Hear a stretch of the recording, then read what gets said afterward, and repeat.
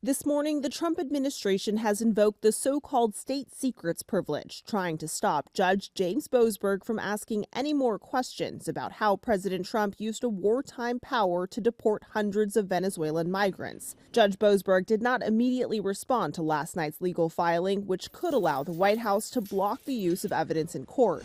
Boasberg is considering whether the administration defied his ruling earlier this month when he ordered planes carrying the migrants to turn around. Those planes kept flying to El Salvador. The U.S. Court of Appeals yesterday heard arguments after the White House asked the three-judge panel to step in. Judge Patricia Millett demanded to know why the Venezuelans were deported without due process. Nazis got better treatment under the Alien Enemy Act. People weren't given notice. They weren't told where they were going. The administration's lawyer pushing back. Well, Your Honor, we certainly dispute the Nazi analogy.